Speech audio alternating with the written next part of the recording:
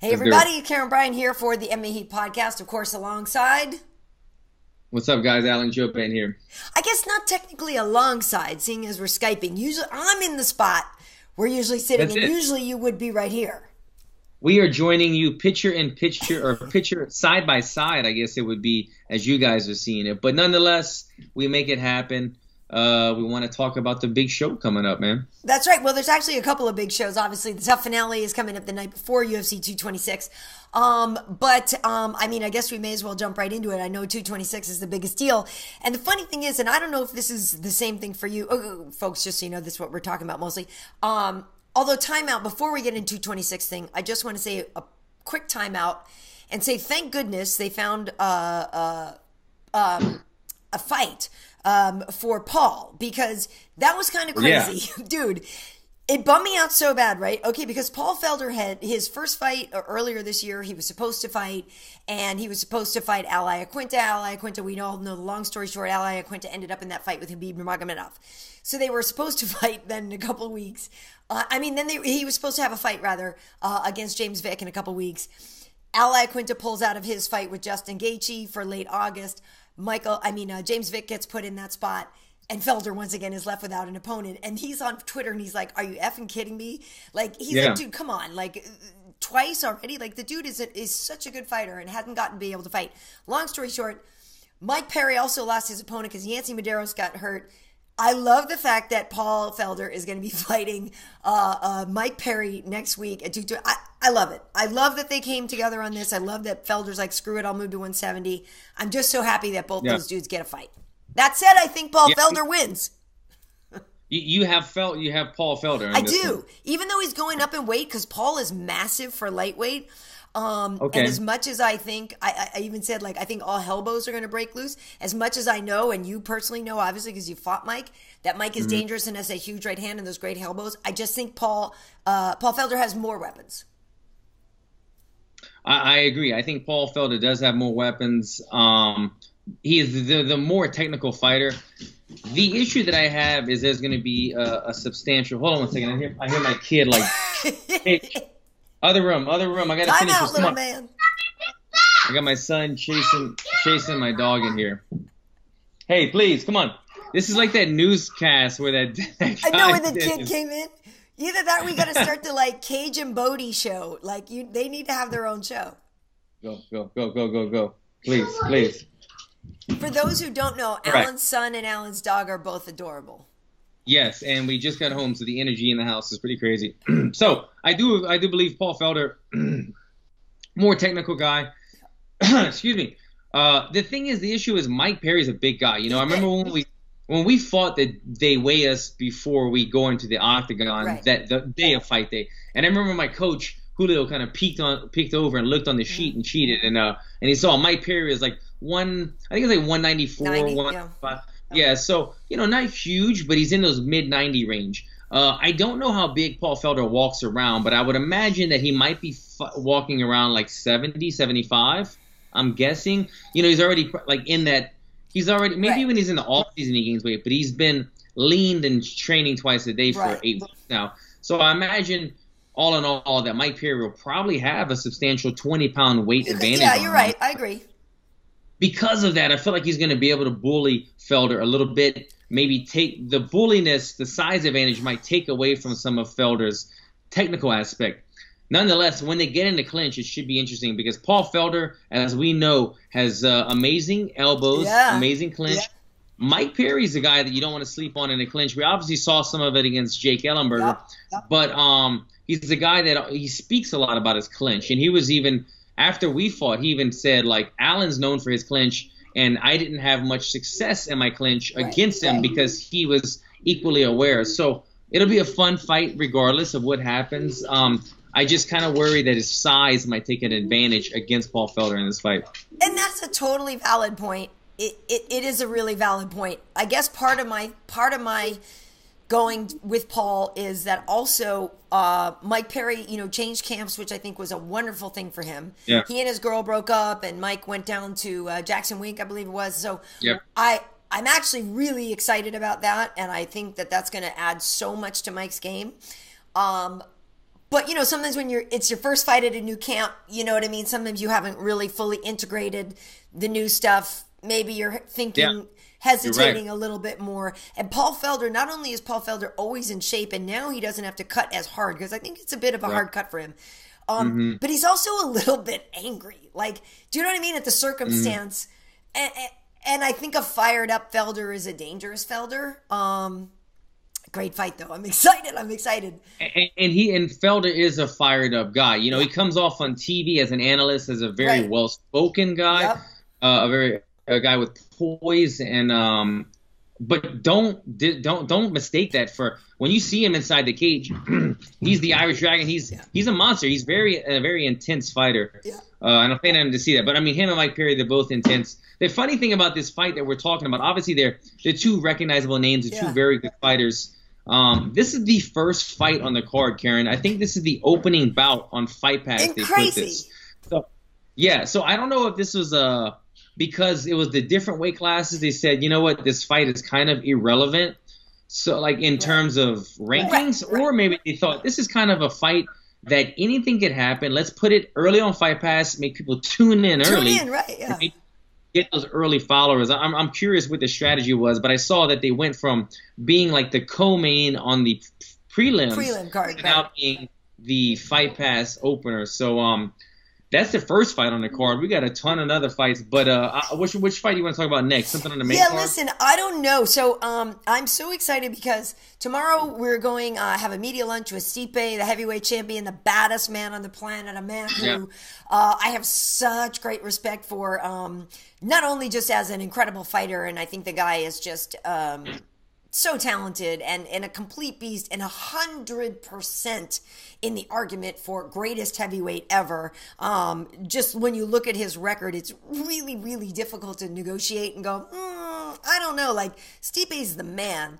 But also, my mom used to be an EMT. I know firefighters. I have firefighter friends to the family. So for that reason as well, I just have a really great deal of respect for Stipe, and the fact that anybody is willing to run into a burning building to help somebody they don't know is really unbelievable to me. That said, Stipe versus DC is an conversation I've had with a lot of people, random strangers, this, that, and I'll summarize it really quickly, and I can argue it for either person. But I say with DC, I say he was undefeated at heavyweight. DC is a man who is often underestimated there. Stipe is a very meat and potatoes fighter, doesn't throw a lot of crazy stuff. The only person that's beaten DC is John Jones, who throws crazy stuff, and anybody else DC has beaten.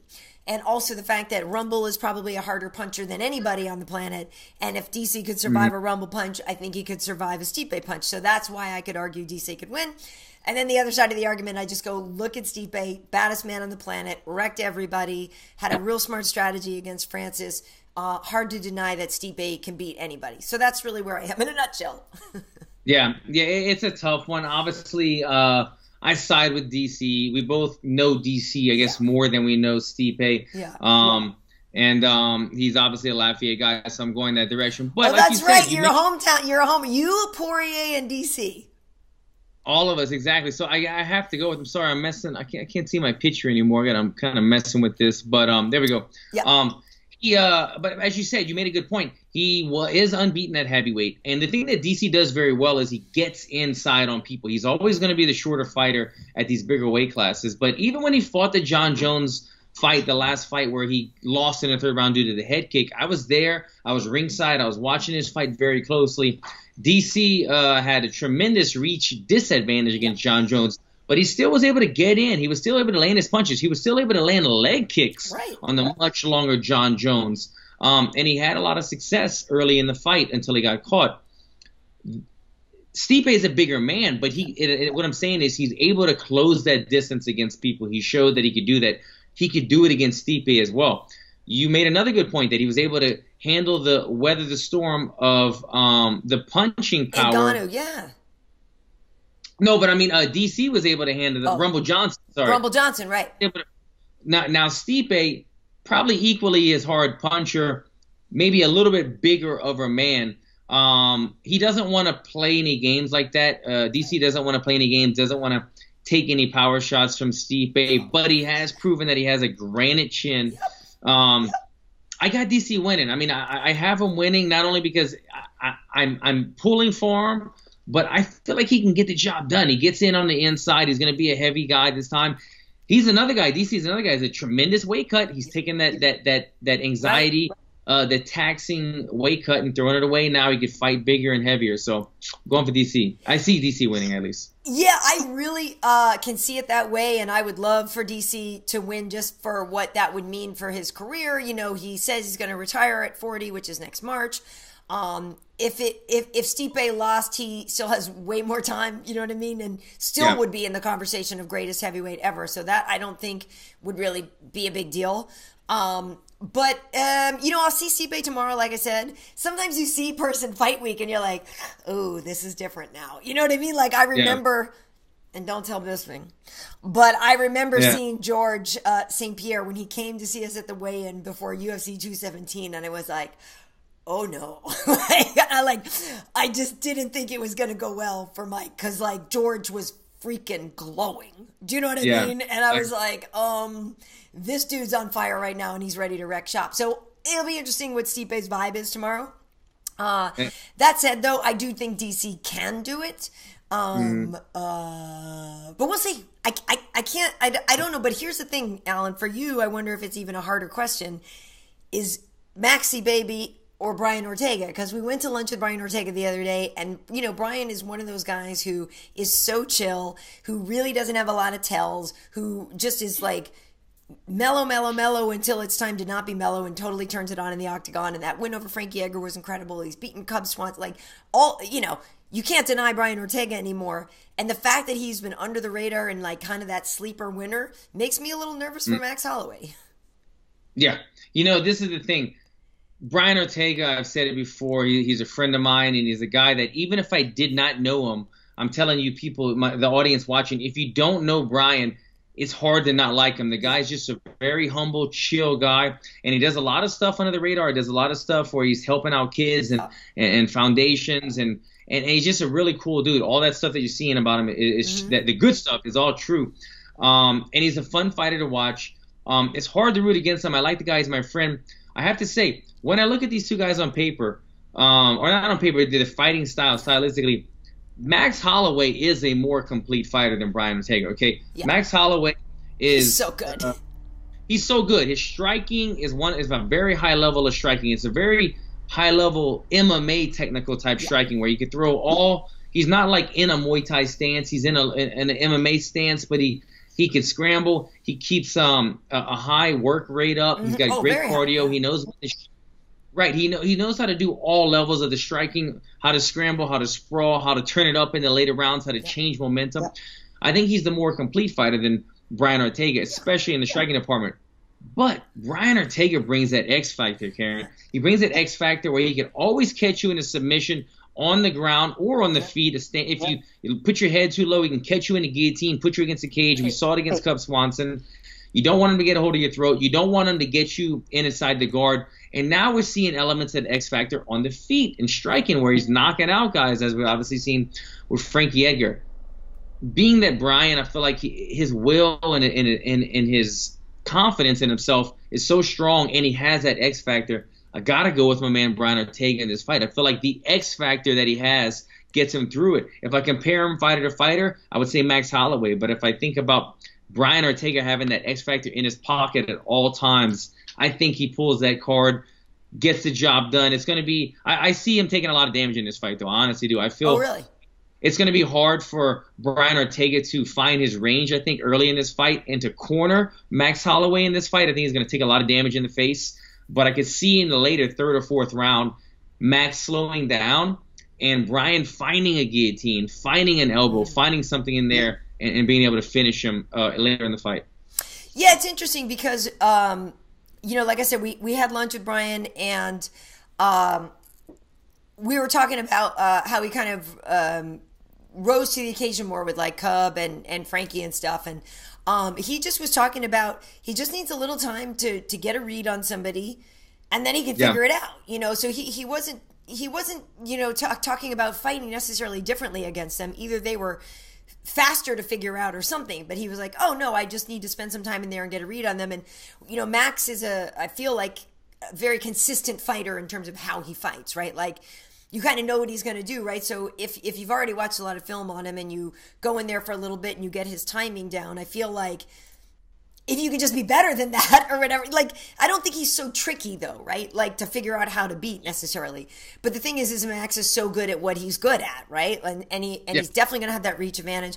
Bryant is not necessarily small, but I had lunch with him on last Wednesday, and he ate a full lunch. I don't think he has to work as hard on the weight, whereas Max is a pretty big dude.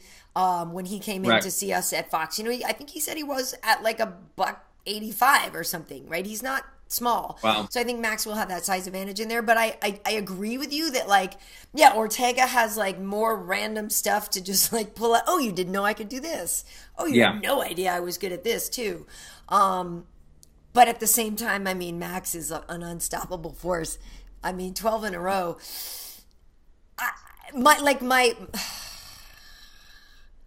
Part of me says Max just because he's on fire, But damn it, if Brian doesn't, I don't know, man. To me, that's like the hardest fight to pick in a way. I don't know. Yeah, it's a tough one. As I said, I have Brian with that X Factor type win in the fight. It'll be interesting if Brian starts getting off some punches in the fight. Right. When Max has a way, we've seen it before when he calls people out, but he has a way of getting hit and getting pissed off and coming forward and taking punches and bringing the energy. He's very good at like, oh, you want to play, and then I come back and I come back hard. It'll be interesting to see if Brian does start to land some stuff, if Max really puts the pressure on him on his feet and gets lucky there, or if he puts himself in a bad position, being too heavily aggressive against somebody like Brian Ortega. But he said it. It's going to be an interesting fight, a hard one to call. And I wonder too, because Brian is actually kind of he doesn't look as obviously lanky as Max, but he actually does have relatively long arms and limbs. Like, I feel like Max's reach advantage isn't going to be as great as you sort of think it might be. I agree with that. Brian is a tall guy for the weight class. Yeah. Anyway, again, there's so many hard to pick fights on this one, and I maybe we're not really helping people. By the way, I'm going to have to do a DraftKings thing for this, and I'm probably literally going to just pull names out of a hat, or the DraftKings thing is just going to be, I'm going to pull names out and explain how they can win you points. Like, I feel like so many of these are like, I don't know who's going to win. I have no idea who's going to win between the Black Beast and Francis Ngannou. Because as we know, one punch is all it takes. I think my brain or whatever says Ngannou because his punches appear to be harder, appear to land with better accuracy, and I feel like Ngannou could take one of Derrick's punches more than Derrick could take one of Ngannou's punches. Mm-hmm. Do you know what I mean? Yeah. Maybe not. Well, I've seen another, not to overuse the term X Factor, but the hidden kind of X Factor in this fight might be Derrick Lewis's takedown. These guys are talking about make it a stand-up fight, 2 power punchers, 2 guys that hate the ground. I think Ngannou beats Derrick Lewis on the feet.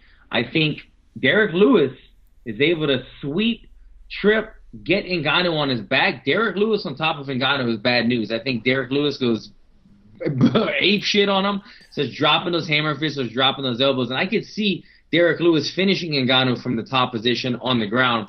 But if it stays on the feet, I think Ngannou's going to be too fast, too rangy for Derrick Lewis.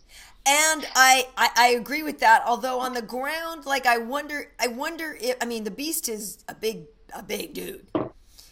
Yeah. But I don't know, can the Beast keep Ngannou down like Stipe could keep Ngannou down? I'm not as sure on that. Because actually Derrick came into Fox the other day. What a good dude. Oh my God, what a good dude. And he was actually looking pretty lean. He, which I think is great. I love a more fit. I love a hard body heavyweight. So Derrick was looking more lean. That said, Ngannou's massive. I hope he's less bulky than he was last time because I think all that muscle really didn't serve him in that fight. But I don't know if Derrick will have as much success at keeping Ngannou down. I don't know. But the other X factor to me is actually Ngannou's mindset after losing that fight, right? Because he was on such a tear. And then he really was outsmarted by the champ Stipe. And to me, the real X factor is how does he come back after a loss? Yeah, no, it'll be interesting to see. I've seen Ngannou talking about he's going to be a smarter fighter in this one. We'll see. Hey, that's the best way to do it. You fight one of the best guys in the world. You show your one of your holes are exploited right there. Mm-hmm. You show that you can fill that gap right there, come back strong, have a fantastic performance in your next outing. It's the best way to come back from it.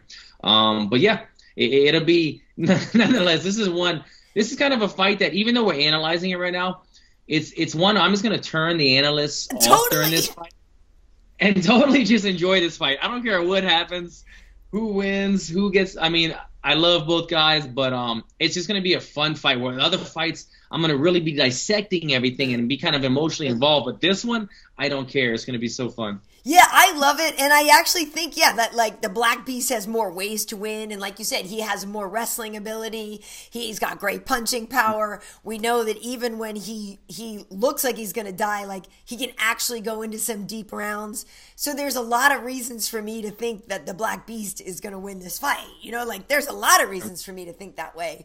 But I agree with you. Like I just that's a literally giggle and clap and hope that you get a few minutes. I don't want it to end too quickly, I guess, is the thing with that one. Yeah, no, exactly. But this is, as we're seeing with fight cards, there's a lot of times, especially when I'm at home watching fights, where I'm up and down, getting food, getting something, and there's always usually one fight on the card, the barn burner, the fan fight that we love. And when they say that fight's on, you run, you get a good seat because you don't want to miss the thing. This is that fight, people. I don't know if this is going to go 1 minute or all 3 rounds. Every time we say this one's not going to the judges, they seem to go to the judges, so don't jinx it. But this is one that should be enjoyable for everyone. So what else are you looking forward to then? I know you have to get going soon here, but, there's also Chiesa Pettis. There's Bohashinia versus Uriah Hall, which I'm actually excited about. There's Great lot of really, really good fights on this card, so I don't know if there's any other one that's really been standing out to you. Well, this is a tough one because there's a fan element inside of me attached with friendship and a teammate for the Khalil Rountree. Yes, and Gokhan Saki. Versus Saki. Saki's the guy.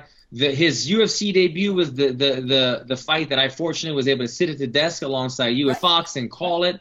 And it was a fight that as soon as it was announced, we talked about it here on the podcast. And I said, this is going to be crazy because Saki is just insane. I've always watched him since I've been striking. I've been watching him, been a huge fan. Now he's fighting with a friend of mine, and he's fighting with a guy who came and trained alongside me. I helped prepare Khalil Rountree numerous days for this fight. Khalil worked a lot of ground game for this fight, a lot of wrestling. That's smart. I don't know if he's going to utilize it. Yeah, it would be a smart thing to utilize, but Khalil is a pure striker. Right. He's a pure quick twitch, muscle fiber type of striker. And those are the type of guys that don't like to wrestle because it warps, it saps your energy right away if you got that quick twitch muscle fiber and you didn't wrestle your entire life. With that said, that seems to be the obvious, easier route to win. But Saki's got some holes in his game. We saw when he got clinched up in his last fight that he took a couple elbows, he took a couple clinches that he didn't need, and the takedown was there. It will be there again if Khalil could put him on the cage. But that'll be a fight that I'm obviously going to be rooting for my friend Khalil to win. I think it would escalate his career hugely. But Saki, like I said, is a guy that I've been watching for a long time. I'm just hoping that I'm hoping my boy Khalil does well, but I'm just hoping it's a good fight too. Yeah, no, that one is one for sure that people should definitely tune into. It's funny because, like you said, Saki is one of those guys that if you know anything about him, all you do is love that dude. Do you know what I mean? Yeah. I feel like there isn't anybody who isn't a Saki fan. Why wouldn't you be down with that? Yeah, beautiful, calm, power. Yeah. That said, totally take his ass down. If I was fighting him, I'd be like, ding, ding, shoot. It wouldn't even be, why would I try to stand and trade with that dude? Yeah. So we'll see what happens. But like I said, I tried. Khalil came back to Black House for this camp. He came to Kenny Johnson for help. Nice. I was his partner for a lot of those days. I'm hoping that me helping, Kenny helping, pays dividends in this fight. We're going to wait and see. But you're right. Taking him down would be the smart choice. I don't know if Khalil's going to do it. We'll see. For sure, for sure. Okay, so that said, you just said you've been working alongside him. How is your camp going before we get out of here? People got to get an update because you're fighting in 3 weeks or so. Yeah, fighting July 22nd, so the days are getting closer right now. I said it in a post the other day. I try not to, count the days to try to make the days count, and it sounds a little cheesy, but that's what happens, man. You get announced, a fight gets announced 8-10 weeks early, and you start busting your ass twice a day. You're like, holy crap, how do I keep this pace up for that amount of time? You just have to black that out and go day to day. And that's what I've done this camp. I've gone day to day to day. And all my coaches have said they haven't seen me in this greatest shape, that this much progress since we've been working together. So I try to always outdo myself, and I tell myself every camp, best fight of my life. Sometimes it happens, sometimes it doesn't, but I always hold myself in high regards. I give myself a high goal. And the same thing for this camp. Tremendous shape. Looking forward to it. Man, that's cool. It's just as long as, even though I've been around this obviously for quite some time, to me it's still amazing to think that there is a day written on your calendar that's day to beat someone's ass. You know what I mean? And it's just written down, it's a weird thing to me. Yeah. Because I like to address every day like I'm going to kick every day's ass, but you actually have an appointment to kick somebody's ass. It's kind of weird. Yeah, that is the job. But yeah, like I said, it's when you think about how much time it takes to get to that. You're doing 2 a days for 8 weeks for 15 minutes of fighting. That's all it is. But it could wear you out. You got to think about enjoying the process just as much as those 15 minutes, and that'll get you the passion to drive through those 8 weeks rather than dreading the 8 weeks of it. But it's been a good camp, to answer your question. I think you'll see the best Alan Jouban out there. For sure. All right, well, cool. Well, so speaking of all of that, and you're enjoying the process, you've been filming a lot of it and putting it online, so where can people go if they want to watch the stuff from your camp? Yeah, at Alan Jouban, all my social media, Alan Jouban on YouTube, and that's it. I would say check out the MMA Heat podcast, but you guys are watching it, so you've done the right thing. Awesome, awesome. Okay, so you can find me at KB Heat on Instagram, Karyn Bryant across the board everywhere else, and of course MMA Heat. This week we have UFC tonight with a bunch of people from 226 and Tough Talk, because we will talk about the finale. That's one thing we didn't even get into. The Tough finale is also going to be amazing. I love me some Israel Adesanya. I think he and Brad Tavares are actually going to put on a heck of a show, because Brad's been beasting lately. He's been doing so well. They both fought on the same card down there in Florida. Adesanya, I know in his last performance he went the distance, and that was the first time, and he was a little hesitant about it, but I feel like the two of those guys are going to put on a good show. So I'll be anchoring the Tough finale and 226 and all this, so it's an exciting week. And Alan, just keep doing what you're doing, baby. Keep the hands up, but I will. Looking forward to it. Keep bringing that advice, Karyn Bryant. Keep throwing me that advice, and I'll keep doing it. All right, people. Thanks for tuning in. We'll see you next time. Take care, guys.